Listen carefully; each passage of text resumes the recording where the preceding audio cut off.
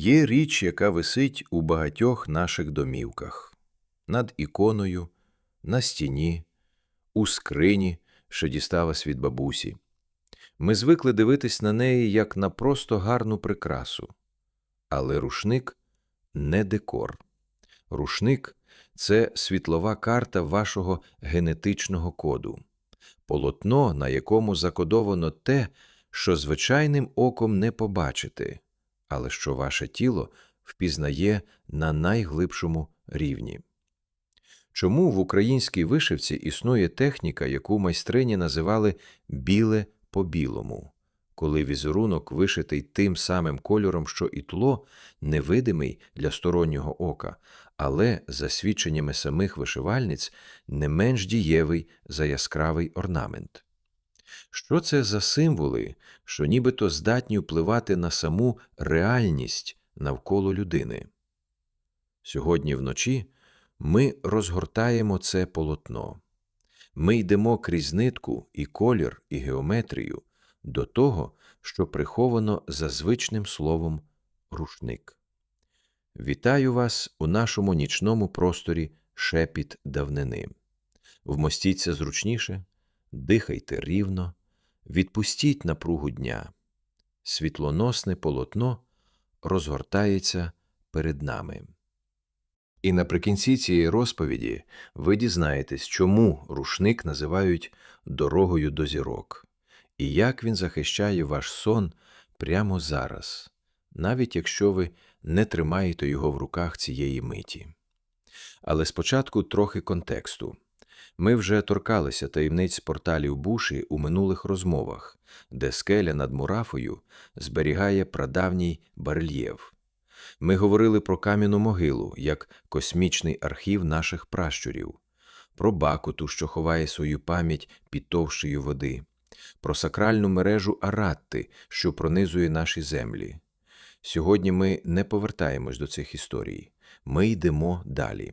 Бо, виявляється, та сама мова знаків, яку наші пращури вирізали у камені, малювали на глині, вписували в розташування міст, вона ж перейшла у найінтимніший і найближчий до тіла людини матеріал – у полотно, у нитку, у рушник, що лежить на столі, висить над дверима, супроводжує людину від колиски до останньої дороги.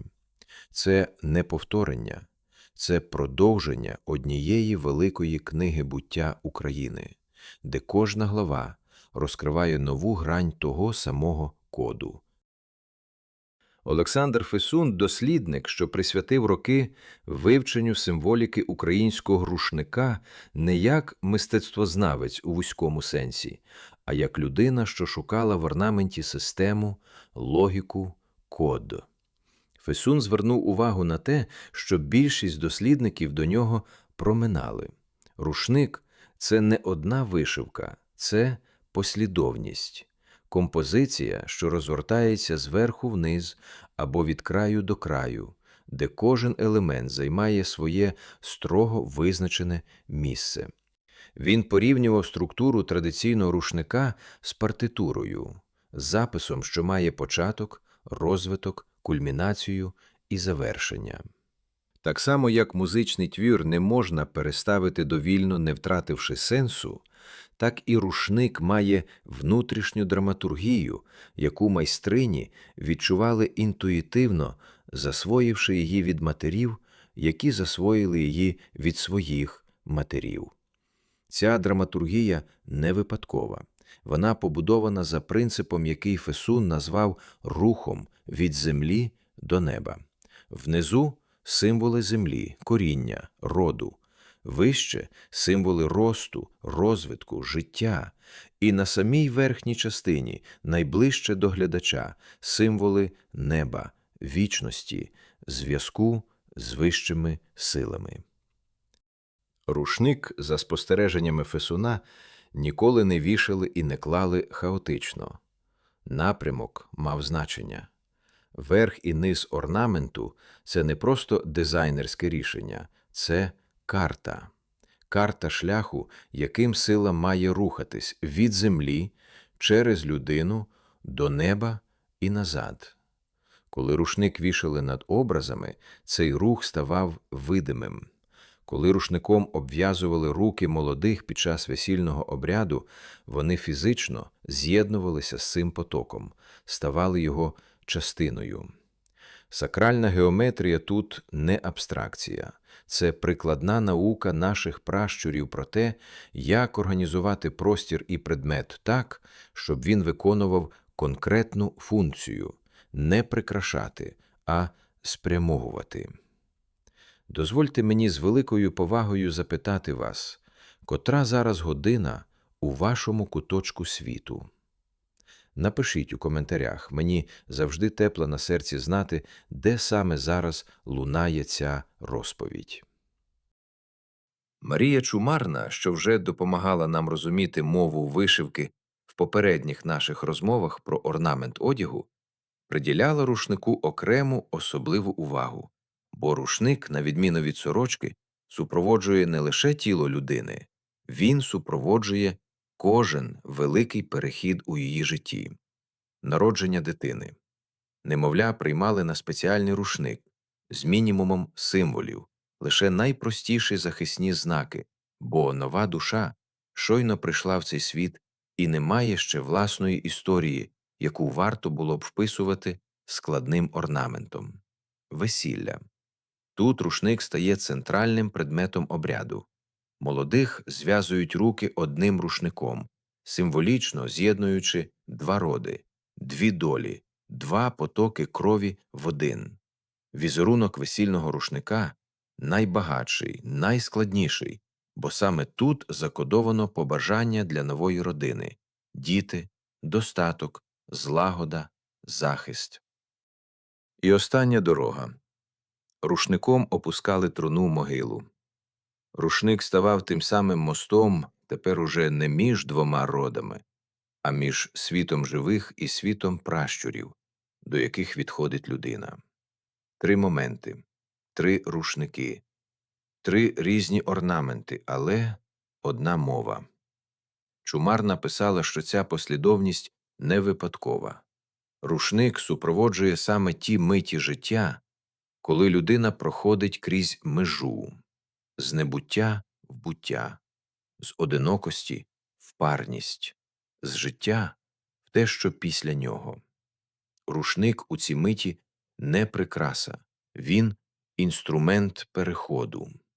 Генетичний код пращурів записаний саме в цій функції, не в красі візерунка самій по собі, а в тому, що і коли цей візерунок мав робити.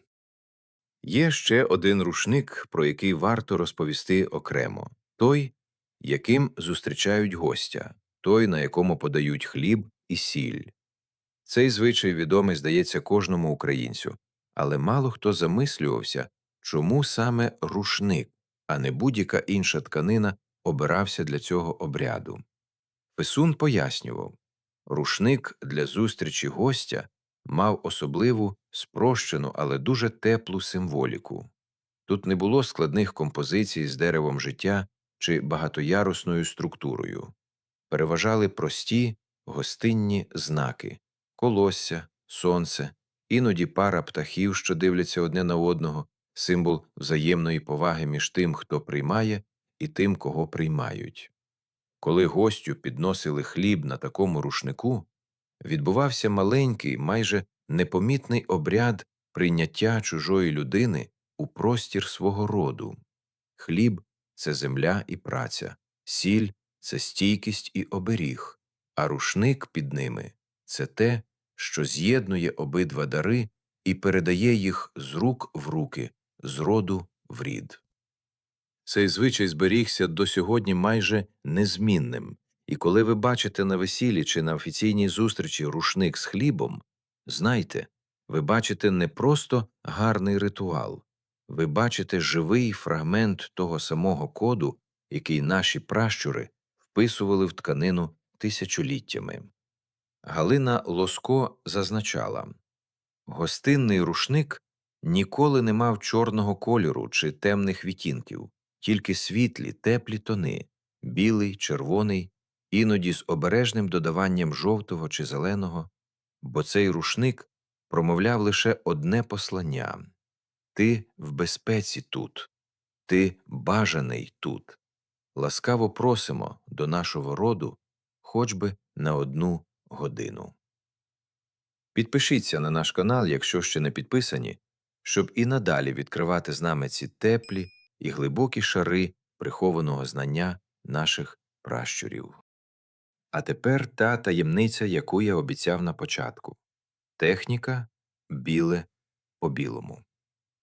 У деяких регіонах України, особливо на Полтавщині і Чернігівщині, існувала вишивальна техніка, де візерунок виконувався білими нитками по білому полотну.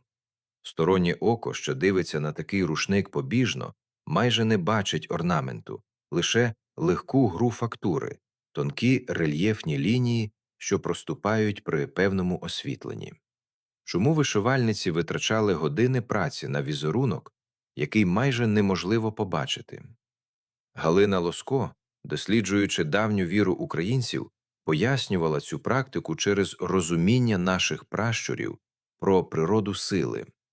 Не все, що діє, має бути видимим.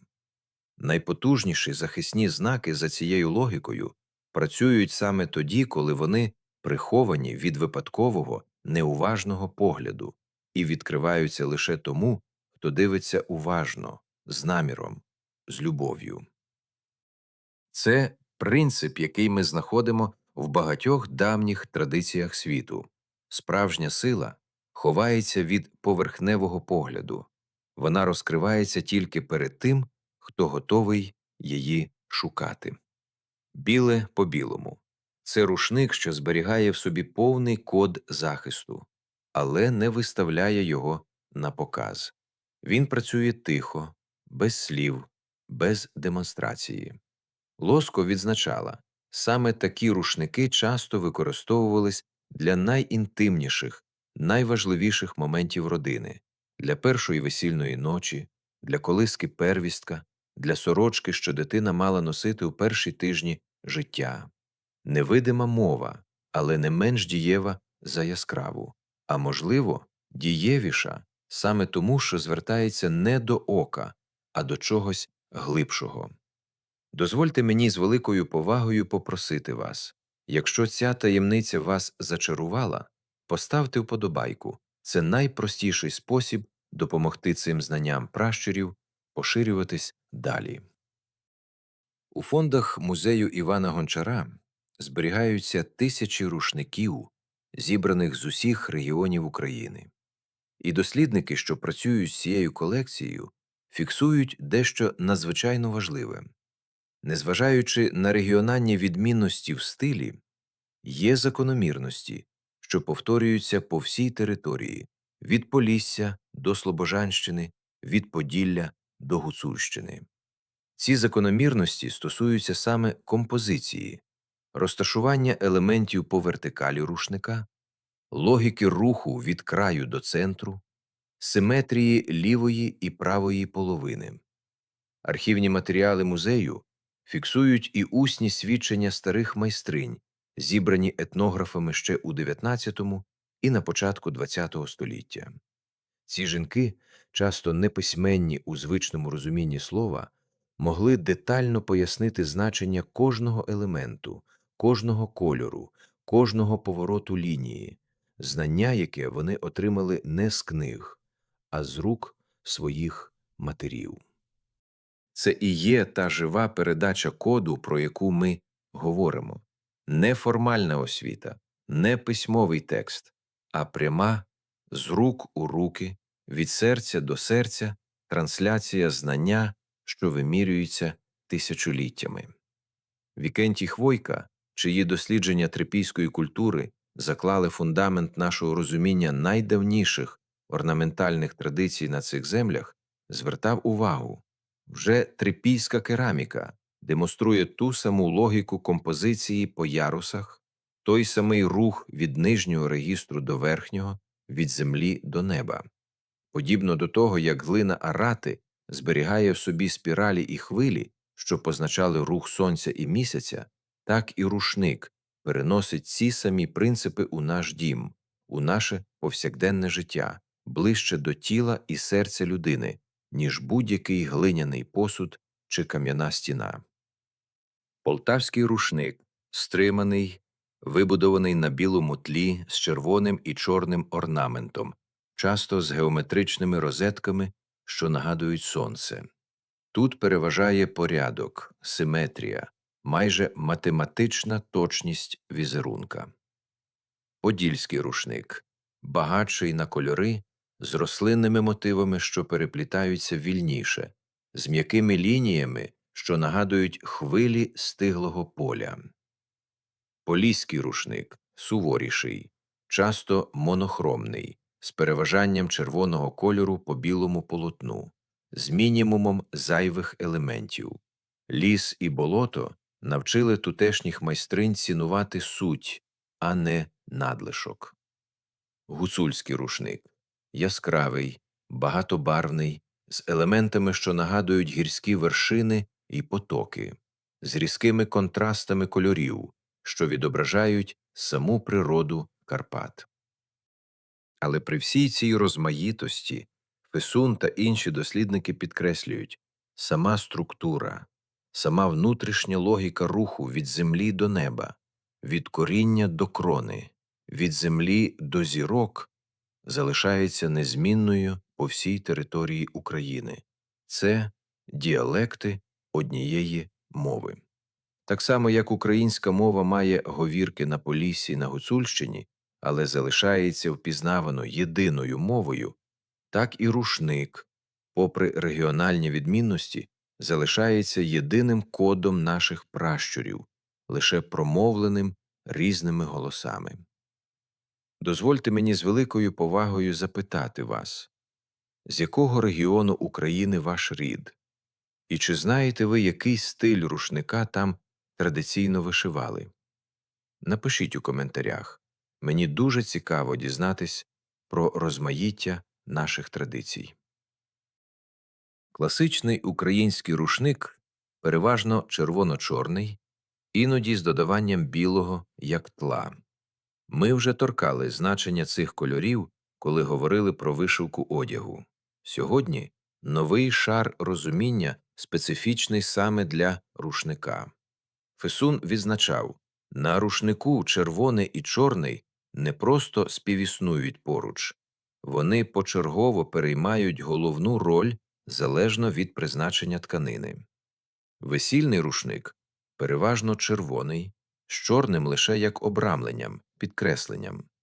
Поминальний рушник, навпаки, тяжіє до переважання чорного або темно-синього, з червоним лише як тонким акцентом. Це не довільний вибір, це точна система. Колір несе інформацію про те, для якого моменту життя призначений цей рушник, яку силу він має активувати. Іконний рушник, той, що вішають над образами, часто має особливе поєднання білого тла, червоного основного візерунка і невеликих вкраплень золотавого чи жовтого кольору, якщо дозволяли нитки регіону. Золотий колір у такому контексті рідкісний, цінний і завжди позначає зв'язок з сонцем, з вищим світлом, з тим, що наші пращури вважали божественним джерелом усього сущого. Підпишіться на наш канал, якщо ще не підписані, щоб і надалі разом з нами відкривати ці кольорові коди наших пращурів. А тепер той приголомшливий факт, який я обіцяв на початку нашої розповіді. Дослідники, що вивчали геометричну структуру традиційного орнаменту не лише на рушниках, а в цілісній системі українського вишивального мистецтва, звертали увагу на те, що базові елементи цієї геометрії – ромб, розетка, восьмипроменева зірка, хвиляста лінія – відповідають тим самим пропорціям і формам, які фізика і математика знаходять у природних резонансних системах, у структурі кристалів, у формі хвиль, у розташуванні пелюсток квітів. Це не означає, що наші пращури знали формули хвильової фізики, але це означає, що вони через тисячоліття спостережень, інтуїції і практики прийшли до тих самих геометричних істин, які сучасна наука підтверджує вимірюваннями. Восьмипроменева зірка, що часто зустрічається в центрі композиції рушника, особливо тих, що призначались для найважливіших родинних подій, це форма, яка в сакральній геометрії різних культур світу символізує рівновагу, стабільність, зв'язок чотирьох сторін світу з чотирма проміжними напрямками. Ця форма не просто красива, вона стабільна структурно, повторювана математично, і, за спостереженнями деяких дослідників, здатна візуально заспокоювати погляд, притягувати увагу до центру, створювати ефект внутрішньої зосередженості у того, хто на неї дивиться тривалий час. Чи це те, що ми сьогодні назвали б медитативним ефектом геометричного патерну? Можливо. І якщо так, наші пращури використовували цей ефект свідомо, вплітаючи його у тканину, яка мала висіти в домі щодня, перед очима родини рік за роком. Портали вічності – так можна назвати ці геометричні центри рушника, куди наші пращури вкладали найбільшу концентрацію сили. Двері – межа, місце, де закінчується простір дому і починається зовнішній світ. І саме над дверима традиційно вішали рушник з особливо потужним, концентрованим набором захисних символів. Ми вже торкалися ідеї межових точок, коли говорили про камені зі слідами над Бакотою, але тут інший вимір тієї самої логіки. Якщо камінь позначає межу в ландшафті, у великому просторі землі, то рушник позначає межу в найменшому, найінтимнішому просторі, у власному домі людини.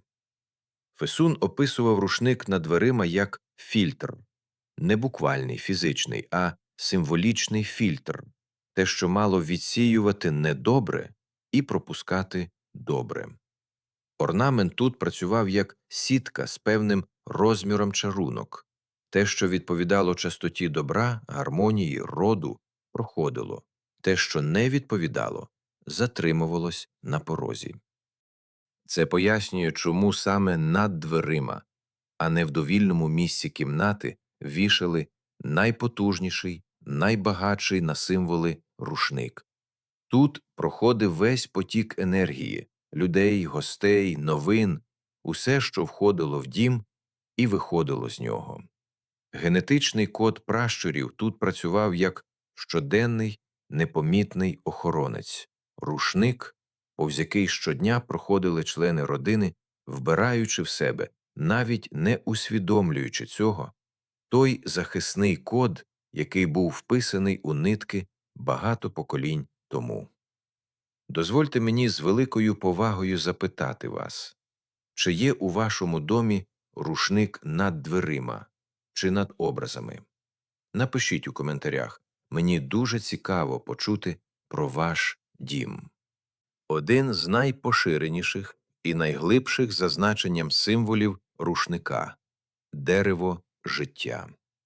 Вертикальна композиція, де внизу коріння, часто зображене у вигляді переплетених ліній чи хвиль, посередині стовбур, іноді у вигляді вази чи посудини, і вгорі крона, розкидиста, з птахами чи квітами на гілках. Марія Чумарна пояснювала цей символ як найповніше візуальне втілення того самого руху від землі до неба, про який ми вже говорили. Коріння – це рід, минуле, пращури, що пішли в землю і живлять собою тих, хто росте. Стовбур – це теперішнє, конкретна людина чи родина, що продовжує рід зараз. Крона – це майбутнє, діти, онуки, ще ненароджені покоління, що простягаються до неба, до світла, до можливостей. Дерево життя на рушнику – це не просто гарна картинка, це родовід, записаний не іменами й датами, а символічною мовою, що зрозуміла на рівні глибшому, за писемність. Птахи на кроні дерева часто зображувались парами, символізуючи продовження роду, нові сім'ї, що виростуть з цього самого коріння. Квіти й плоди – достаток і благословення для тих гілок роду, що ще тільки з'являться. Коли молода жінка вишивала дерево життя для свого весільного рушника, вона фактично вишивала своє майбутнє, свою родину, яка ще не народилась, але яку вона вже бачила у структурі орнаменту. Поділіться цим відео з тими, хто, можливо, ще не знає, що звичайний рушник у їхньому домі – це набагато більше, ніж просто вишита тканина. А тепер та частина обіцянки, що стосується вашого сну прямо зараз. У традиції наших пращурів сон вважався особливо вразливим станом. Людина, що спить, тимчасово відсутня у звичайному притомному сенсі. Її свідомість подорожує іншими просторами, а тіло залишається беззахисним. Саме тому в спальних кутках, над ліжком чи біля нього традиційно розміщували рушник з особливими, заспокійливими символами, хвилястими лініями, що позначають спокійний, рівний плин сну, м'якими рослинними мотивами без різких, гострих кутів і, часто, зображеннями місяця чи зірок, що вказують на нічний, а не денний характер захисту. Ці нічні рушники відрізнялись від денних, від тих, що вішали над образами чи над дверима. Вони мали свою окрему мову, мову спокою, а не активного захисту від зовнішнього. Ось чому рушник називають «дорогою до зірок». Символіка нічного рушника буквально малювала шлях від сплячого тіла через ряд заспокійливих хвиль і кіл до зображення нічного неба вгорі композиції.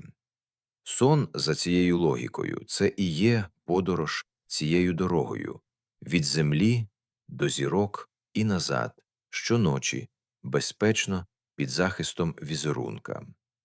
І коли ви сьогодні йдете спати, навіть без фізичного рушника над ліжком, той самий принцип, той самий генетичний код пращурів продовжує жити у вашому тілі як пам'ять про безпечний, захищений сон, яким спали покоління до вас. Підпишіться на наш канал, якщо ще не підписані.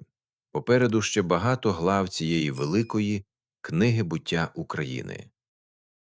Ми вже торкались того, як камені кам'яної могили зберігають небесні знаки, видовбані в породі 30 тисяч років тому. Рушник переносить ці самі знаки у наш дім, тільки замість каменю тут нитка, замість тисячоліть – покоління, замість гроту – кімната, де живе родина. Це не збіг і не випадкова подібність, це та сама мова. Мова, яку наші пращури використовували для запису найважливішого – як влаштований світ, як людина пов'язана з небом і землею, як зберігати рід і передавати силу далі. Камінь говорить довго і повільно, тисячоліттями.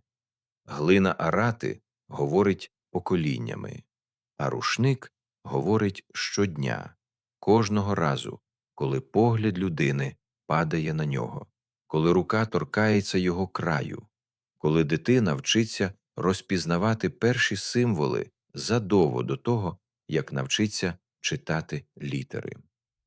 Це найближча до нас, найінтимніша форма того самого генетичного коду пращурів. Не в музеї за склом, не в далекому гроті, куди треба їхати спеціально, а вдома, у шафі, на стіні, часом на власних плечах у вигляді вишитої сорочки. Книга буття України, вона не закінчується жодним окремим відео чи розповіддю. Кожна глава – кам'яна могила, буша, бакота, арата, а тепер і рушник – додає новий шар розуміння до однієї великої картини. Наші пращури залишили нам Не розрізнені артефакти, а цілісну, продуману, послідовну систему знання про світ, людину і зв'язок між ними. Дозвольте мені з великою повагою запитати вас, чи відчули ви сьогодні по-новому цінність простого рушника? Напишіть у коментарях. Мені дуже важлива ваша думка. Перш ніж попрощатись, коротка практика. Закрийте очі, якщо вам зручно.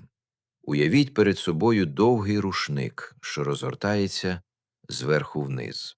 Внизу – коріння вашого роду, обличчя яких ви, можливо, навіть не пам'ятаєте, але чия кров тече у ваших венах. Посередині – стовбур. Ви самі, тут і зараз, у цю саму мить. А вище – крона, що ще тільки формується. Ваше майбутнє, можливо, майбутнє ваших дітей чи онуків. Зробіть 3 повільні, спокійні вдихи. На кожному вдиху відчуйте, ви не окрема ізольована нитка, ви – частина цього великого візерунка, що тече крізь покоління, крізь час, крізь простір. Ваші пращури, вишиваючи свої рушники, не знали вашого імені, але вони знали, що колись з'явитесь ви, і вклали у кожен символ турботу саме про вас. Ви – жива нитка в рушнику свого роду. Поставте вподобайку, якщо ця розповідь торкнулась вашого серця. До зустрічі у наступному відео. Бережіть себе і свій рід. Слава Україні!